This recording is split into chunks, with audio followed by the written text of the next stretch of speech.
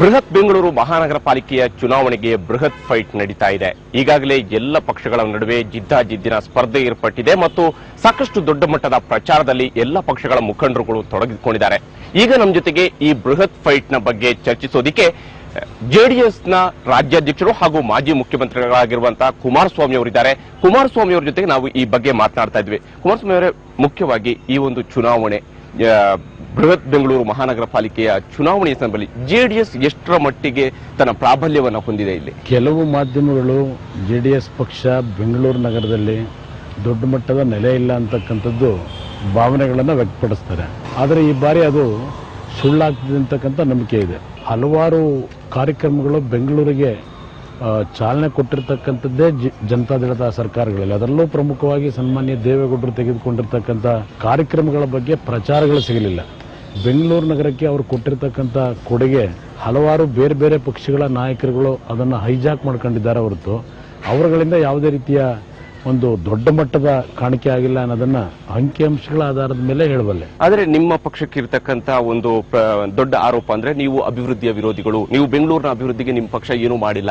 ಕಾವೇರಿ ಕುಡಿಯೋ ನೀರನ್ನ ಕೊಡ್ತಕ್ಕಂಥದ್ರಲ್ಲಿ ಪ್ರಮುಖವಾದಂತಹ ಪಾತ್ರ ನಿರ್ವಹಿಸಿರ್ತಕ್ಕಂಥದ್ದೇ ದೇವೇಗೌಡರು. ಅವರು ಪ್ರಧಾನಮಂತ್ರಿಗಳಾಗಿ 9 TMC ನೀರನ್ನ ಯಾವ ಕೇಂದ್ರ ಸರ್ಕಾರಗಳು ಬೆಂಗಳೂರು ನಾಗರಿಕರಿಗೆ ಕುಡಿಯತಕ್ಕಂಥದ್ದಕ್ಕೆ ಅನುಮತಿ ಕೊಡದೇ ಇದ್ದಂಥ ಘಟನೆ ಏನಿತ್ತು, ಇವರು ಪ್ರಧಾನಮಂತ್ರಿಗಳಾಗಿ ಆ 9 TMC ನೀರು ಕೊಟ್ಟಿದ್ದರಿಂದ ಇವತ್ತು ಕುಡಿಯೋ ನೀರನ್ನ ಬೆಂಗಳೂರಿನ ನಾಗರಿಕರಿಗೆ ಅಲ್ಪ ಸ್ವಲ್ಪ ಮಟ್ಟಿಗಾದರೂ ದೊರಕ್ತಾ ಇದೆ. ಇಲ್ಲಾಂದ್ರೆ ಬೆಂಗಳೂರು ನಾಗರಿಕರು ಬರೀ ತಿಪ್ಪಗೊಂಡನಹಳ್ಳಿ, ಹೆಸರುಘಟ್ಟದ ನೀರು ಮತ್ತು ಬೋರ್ವೆಲ್ ವಾಟರ್ ಮೇಲೆ ಡಿಪೆಂಡ್ ಆಗಬೇಕಾಗಿತ್ತು. ಅದರ ಜೊತೆಗೆ ರಿಂಗ್ ರಸ್ತೆಗಳಿರ್ಬೋದು, ಫ್ಲೈಓವರ್ನ ಕೆಲಸ ಪ್ರಾರಂಭ ಮಾಡಿದ್ದಿರ್ಬೋದು, ಕೊಳೆಗೇರಿಗಳ ಅಭಿವೃದ್ಧಿಗೆ ಅಂತೇಳಿ ರಾಷ್ಟ್ರದಲ್ಲೇ ಕಾರ್ಯಕ್ರಮ ಕೊಟ್ಟವರೇ ದೇವೇಗೌಡರು. ಬೆಂಗಳೂರು ಹೊರವಲಯದಲ್ಲಿದ್ದಂಥ ಬಡಾವಣೆಗಳನ್ನು 7 ನಗರಸಭೆಗಳಾಗಿ ಪರಿವರ್ತನೆ ಮಾಡಿ ಅಭಿವೃದ್ಧಿಗೆ ಚಾಲನೆ ಕೊಟ್ಟಂಥದ್ದು ದೇವೇಗೌಡರ ಕಾಲದಲ್ಲಿ.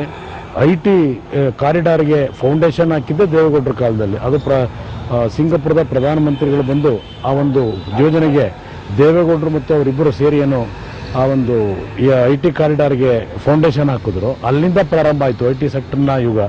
ಅದರ ಜೊತೆಗೆ ಇವತ್ತು ಬೆಂಗಳೂರಿನ ಎಲೆಕ್ಟ್ರಾನಿಕ್ ಸಿಟಿಗೆ ಹೋಗ್ತಕ್ಕಂಥ ಎಲಿವೇಟೆಡ್ ರೋಡ್ ಏನಿದೆ ಅದು ನನ್ನ ಕಾಲದಲ್ಲಿ ತೀರ್ಮಾನ ಮಾಡಿ ಆ ಕೆಲಸ ಪ್ರಾರಂಭ ಆಗಿ ನನ್ನ ಕಾಲದಲ್ಲೇ ಸಂಪೂರ್ಣಗೊಳಿಸಿದ್ದೇವೆ. ಬೆಂಗಳೂರಿನ ಹಲವಾರು ಬಡಾವಣೆಗಳಲ್ಲಿ ಇವತ್ತೇನು ಫ್ಲೈಓವರ್ಗಳಾಗಿದ್ದಾವೆ ನನ್ನ ಕಾಲದಲ್ಲಿ ಹಲವಾರು ತೀರ್ಮಾನ ಮಾಡಿದ್ದೇನೆ. ಅದ್ರ ಜೊತೆಗೆ ಬೃಹತ್ ಬೆಂಗಳೂರು ಮಹಾನಗರ ಪಾಲಿಕೆಯನ್ನು ಇವತ್ತೇನು ರಚನೆ ಮಾಡಿದ್ದೇವೆ, ಅದರ ವ್ಯಾಪ್ತಿಯಲ್ಲಿ ನಗರಸಭೆಗಳು 100 ಗ್ರಾಮಗಳು 100 ಹಳ್ಳಿಗಳು ಏನು ಸುತ್ತಮುತ್ತ ಇರತಕ್ಕಂಥದ್ದನ್ನು ತಂದಿರತಕ್ಕಂಥದ್ದು ನನ್ನ ಕಾಲದಲ್ಲೇ. ಇಷ್ಟೆಲ್ಲ ಮಾಡಿದ್ರು ಕೂಡ ನಿಮ್ಮನ್ನ ಅಭಿವೃದ್ಧಿ ವಿರೋಧಿ ಅನ್ನುವಂತ ಹಣೆಪಟ್ಟಿ ಹಾಕಿದ್ರೆ ಯಾಕೆ ಬರುತ್ತೆ ಅಂತ? ಅದು ಬೇರೆ ಪಕ್ಷಗಳ ನಾಯಕರುಗಳು ಏನು ಅಪಪ್ರಚಾರ ಮಾಡಿದ್ದಾರೆ ಅದರಲ್ಲಿ ಯಶಸ್ವಿಯಾಗಿದ್ದಾರೆ.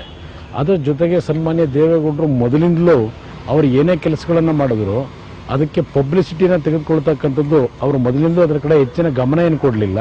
ಅದೆಲ್ಲದಕ್ಕಿಂತ ಜೊತೆಗೆ ಇವತ್ತೇನು ಬೆಂಗಳೂರು ಮೆಟ್ರೋ ಯೋಜನೆ, ಅದು ಮೊದಲು 1995ರಲ್ಲಿ ಅವರು ಮುಖ್ಯಮಂತ್ರಿಗಳಾಗಿದ್ದಾಗ ಮಾನವ ರೈಲನ್ನು ಬೆಂಗಳೂರಿಗೆ ಅಳವಡಿಸ್ತಕ್ಕಂಥದ್ದಕ್ಕೆ ಅವತ್ತಿನ ಕಾಲದಲ್ಲೇ ತೀರ್ಮಾನ ಮಾಡಿ ಯಾವೊಂದು ಮಲ್ಯ ಮತ್ತೆ ಅವರ ಸಹಭಾಗಿತ್ವದಲ್ಲಿ ಆ ಯೋಜನೆಗೆ ಒಪ್ಪಿಗೆ ಕೊಟ್ಟರು. ಇವರು ಪ್ರಧಾನಮಂತ್ರಿಗಳಾಗಿ ಹೋಗಿ ಮುಂದೆ ಕಾಂಗ್ರೆಸ್ ಸರ್ಕಾರ ಬಂದ ನಂತರ ಮಾನವ ರೈಲು ಬದಲು ಮೆಟ್ರೋ ಮಾಡಬೇಕು ಅಂತಕ್ಕಂಥ ನಿರ್ಧಾರ ಮಾಡಿದ್ರು. ಈ ಮೆಟ್ರೋ ಪ್ರಾಜೆಕ್ಟು ಈ ರಾಷ್ಟ್ರದಲ್ಲಿ ಪ್ರಾರಂಭ ಆಗಿದ್ದೆ ಸನ್ಮಾನ್ಯ ದೇವೇಗೌಡರು ಪ್ರಧಾನಮಂತ್ರಿಗಳಾಗಿ ದೆಹಲಿಯಲ್ಲಿ ಆ ಕಾರ್ಯಕ್ರಮನ ಪ್ರಾರಂಭ ಮಾಡಿಸಿದ್ರು.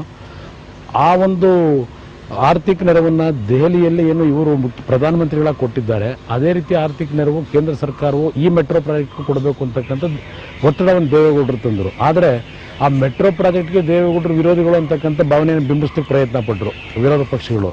ಅದೇ ರೀತಿ ಇವತ್ತು ಇಂಟರ್ನ್ಯಾಷನಲ್ ಏರ್ಪೋರ್ಟ್ ವಿಷಯದಲ್ಲೂ ಇವರೇ ಅದಕ್ಕೆ ಒಪ್ಪಿಗೆ ಕೊಟ್ಟಂಥವ್ರು.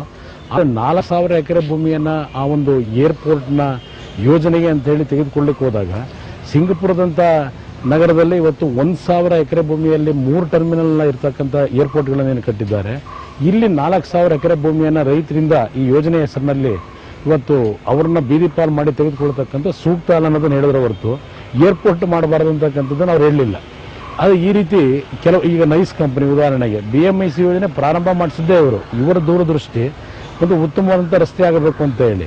ಆದರೆ ಆ BMIC ಯೋಜನೆ ಹೆಸರಿನಲ್ಲಿ BMIC ಯೋಜನೆಯಲ್ಲಿ ನೀವು ಅದನ್ನ ಕಂಪ್ಲೀಟ್ ಮಾಡಕ್ಕೆ ನೀವು ಬಿಡ್ತಾ ಇಲ್ಲ ಅನ್ನುವಂಥದ್ದೇ ನಿಮಗೆ ಇರ್ತಕ್ಕಂಥ BMIC ಯೋಜನೆ ಪ್ರಾಜೆಕ್ಟ್ ಅನ್ನ 1995ರಲ್ಲಿ ದೇವೇಗೌಡರು ಮೂಲ ಒಪ್ಪಂದ ಮಾಡಿದ್ದು. ನಂತರ ಅವರು ಪ್ರಧಾನಮಂತ್ರಿಗಳಾಗಿ ದೆಹಲಿಗೆ ಹೋದ ಮೇಲೆ ಬೇರೆ ಬೇರೆ ಸರ್ಕಾರಗಳ ಮುಖಾಂತರ ಆ ಒಂದು ಮೂಲ ಒಪ್ಪಂದಗಳನ್ನೆಲ್ಲ ತಿರುಚಿ ಆ ಒಂದು ಕಂಪನಿ ಇವತ್ತು ಹಣ ಮಾಡ್ತಕ್ಕಂಥದ್ದಕ್ಕೋಸ್ಕರವಾಗಿ ಬದಲಾವಣೆ ಮಾಡ್ಕೊಳ್ತಕ್ಕಂಥದ್ದಕ್ಕೆ ಸಮಯ ಮೀಸಲಿಟ್ಟರೆ ಹೊರತು 2002ನೇ ಇಸ್ವಿವರೆಗೆ ದೇವೇಗೌಡರದಕ್ಕೇನು ವಿರೋಧ ಮಾಡಿರಲಿಲ್ಲ. ಅಂದರೆ 2002 ಅಂದರೆ 90ರಿಂದ 7 ವರ್ಷಗಳ ಕಾಲ ಆ ಕಂಪನಿ ರಸ್ತೆ ಕೆಲಸ ಕೈ ಹಾಕಲಿಲ್ಲ. 2002ರಲ್ಲಿ ದೇವೇಗೌಡರು ಕನಕಪುರದ ಲೋಕಸಭಾ ಉಪಚುನಾವಣೆ ಗೆದ್ದ ನಂತರ ರೈತರುಗಳು ಬಂದು ಈ ಸಮಸ್ಯೆ ಏನು ಹೇಳಿದ್ರು, ಆಗ ಅವರು ಅದರ ಬಗ್ಗೆ ಹೋರಾಟವನ್ನು ಪ್ರಾರಂಭ ಮಾಡಿದ್ದಾರೆ. ಅವರು ರಸ್ತೆಗೆ ವಿರೋಧ ಅಲ್ಲ, ಆದರೆ ಆ ಯೋಜನೆ ಹೆಸರಿನಲ್ಲಿ ಅಮಾಯಕ ರೈತರ ಭೂಮಿಗಳು ಬೆಂಗಳೂರು ನಗರದ 30-40 ವರ್ಷ ಇದ್ದಂಥ ಕುಟುಂಬಗಳ ಮನೆಗಳನ್ನು ಹೊಡೆದು ಈ ಒಂದು ಕಾರ್ಯಕ್ರಮದ ಹೆಸರಿನಲ್ಲಿ ಹೆಚ್ಚಿನ ಬೆಲೆ ಬಾಳ್ತಕ್ಕಂಥ ಭೂಮಿಯನ್ನು ಒಡೆಗೆ ಕೊಟ್ಟಿದ್ದಾರೆ. ಈ ಒಂದು ಯೋಜನೆಗೆ 14 ವರ್ಷಗಳಾದರೂ ಆ ಕಂಪನಿಯವರು ಸಂಪೂರ್ಣಗೊಳಿಸಲಿಕ್ಕೆ ಹೋಗಲಿಲ್ಲ. ಈಗ ನನ್ನ ಕಾಲದಲ್ಲೇ ಒಂದು 8-10 ಲೆಟರ್ಗಳು ಬರೆದಿದ್ದೇನೆ. ಯಾವ ಕೋರ್ಟ್ನ ಆದೇಶದ ಮೇಲೆ ಒಂದು ಫ್ರೇಮ್ವರ್ಕ್ ಅಗ್ರಿಮೆಂಟ್ನಲ್ಲಿ ಭೂಮಿಯನ್ನು ಕೊಡಬೇಕು ಅಂತಕ್ಕಂಥ ಮಾತು ಹೇಳಿದ್ರು, ಅದನ್ನು ಕೊಡ್ಲಿಕ್ಕೆ ತಯಾರಾಗಿದ್ದೇವೆ, ನೀವು ಕೆಲಸ ಮಾಡಿ ಅಂತಕ್ಕಂಥ ಮಾತು ಹೇಳಿದೆ. ಪ್ರಮುಖವಾಗಿ ಬೆಂಗಳೂರಿನಲ್ಲಿ ಎಲ್ಲ ಭಾಗಗಳಲ್ಲಿ ಎದುರಿಸ್ತಾ ಇರತಕ್ಕಂಥ ಸಮಸ್ಯೆ ಅಂದ್ರೆ ಕುಡಿಯುವ ನೀರಿಗೆ ಇರತಕ್ಕಂಥ ಹಾಹಾಕಾರ. ಎಷ್ಟರ ಮಟ್ಟಿಗೆ ಇದನ್ನು ನಿಭಾಯಿಸೋದಕ್ಕೆ ಸಾಧ್ಯ ಇದೆ ಹಾಗಿದ್ರು ಕೂಡ ಈಗ ಬೆಂಗಳೂರಿನಲ್ಲಿ ಅನ್ನುವಂಥ ವೈಜ್ಞಾನಿಕವಾಗಿ ಈ ಒಂದು ಶಾಶ್ವತವಾದಂಥ ಕುಡಿಯುವ ನೀರನ್ನು ಕೊಡ್ತಕ್ಕಂಥದ್ದಕ್ಕೆ ಬೆಂಗಳೂರಿನ ನಾಗರಿಕರಿಗೆ ಇವತ್ತು ನಾವು ಬಹಳ ದೊಡ್ಡ ಮಟ್ಟದ ತೀರ್ಮಾನಗಳಾಗಬೇಕಾಗ್ತದೆ. ಆ ದೃಷ್ಟಿಯಿಂದಲೇ ಭರವಸೆಯನ್ನು ಕೊಟ್ಟು ಆ ಕಾರ್ಯಕ್ರಮವನ್ನು ಅನುಷ್ಠಾನಕ್ಕೆ ತರ್ತಕ್ಕಂಥ ಸಂದರ್ಭದಲ್ಲಿ ನಾವು ಕಷ್ಟವನ್ನು ಎದುರಿಸೋದ್ರ ಬದಲು ಮೊದಲೇ ಇರತಕ್ಕಂಥ ವಾಸ್ತವಾಂಶವನ್ನು ಹೇಳಿ ಜನತೆಯನ್ನು ನಾವು ದಿಕ್ತಪ್ಪಿಸ್ತಕ್ಕಂಥದ್ದಕ್ಕೆ ಹೋಗಬಾರದು ಅಂತಕ್ಕಂಥ ದೃಷ್ಟಿಯಿಂದ ಇರ್ತಕ್ಕಂಥ ವಾಸ್ತವಾಂಶವನ್ನು ಹೇಳಿದ್ದೇವೆ. ಮಳೆ ನೀರಿನ ಕೊಯ್ಲಿನ ಬಗ್ಗೆ ನೀವು ಮುಖ್ಯಮಂತ್ರಿ ಆಗಿದ್ದಾಗ ನಾನಿದ್ದಾಗಲೇ ಪ್ರಾರಂಭ ಮಾಡಿದ್ದೆ. ಯಾವ ರೀತಿಯಾಗಿ ಅದು ಮುಂದೆ ನಡೆಯುತ್ತೆ? ಈಗ ಉದಾಹರಣೆಗೆ ಮಳೆ ಕೊಯ್ಲು ಕಾರ್ಯಕ್ರಮವನ್ನ ಎಲ್ಲ ಮನೆಗಳು ಅಳವಡಿಸ್ಕೋಬೇಕು ಅಂತಕ್ಕಂಥ ನೋಟಿಸ್ಗಳನ್ನು ಈಗ ಇಶ್ಯೂ ಮಾಡ್ತಾ ಇದ್ದಾರೆ. ನನ್ನ ಕಾಲದಲ್ಲೇ ಅದನ್ನು ಪ್ರಾರಂಭ ಮಾಡಿಸ್ತೆ. ಆದರೆ ಈ ಹೊಸದಾಗಿ ಬಡಾವಣೆಗಳನ್ನು ಬಂದಾಗ ಹೈಸ್ಟೋರ್ಡ್ ಬಿಲ್ಡಿಂಗ್ ಕಟ್ತಕ್ಕಂಥದ್ರ ಕಡೆ ಅಂಥವರಿಗೆ ಇದನ್ನು ಸ್ಟ್ರಿಕ್ಟ್ ಆಗಿ ಫಾಲೋ ಮಾಡ್ತಕ್ಕಂಥದ್ದಕ್ಕೆ ಹೇಳಬೇಕಾಗ್ತದೆ. ಆದರೆ ಇವತ್ತು ಸಣ್ಣ ಪುಟ್ಟ ಮನೆಗಳಿಗೂ ಈಗ ಹಳೆ ಬಡಾವಣೆಯಲ್ಲಿರ್ತಕ್ಕಂಥ ಮನೆಗಳಿಗೂ ಇದನ್ನು ಅಳವಡಿಸ್ಕೊಳ್ಳಿ ಅಂದರೆ, ಉದಾಹರಣೆಗೆ ಬೆಂಗಳೂರಿನ ಮಧ್ಯಭಾಗದಲ್ಲಿರ್ತಕ್ಕಂಥ ಈ ಚಿಕ್ಕಪೇಟೆ ಇರ್ಬೋದು, ಗಾಂಧಿನಗರ ಇರ್ಬೋದು, ಈ ರೀತಿಯ ಬಡಾವಣೆಗಳನ್ನು ಅಳವಡಿಸ್ಕೊಳ್ಳಿ ಅಂದರೆ ಜಾಗವೇ ಇರಲ್ಲ ಅವ್ರ ಮನೆಗಳಲ್ಲಿ. ಆ ರೀತಿಯ ಒಂದು ಸಮಸ್ಯೆ ಇದ್ದಾಗ ಇದು ವೈಜ್ಞಾನಿಕವಾಗಿ ತೀರ್ಮಾನಗಳನ್ನು ಮಾಡಬೇಕು.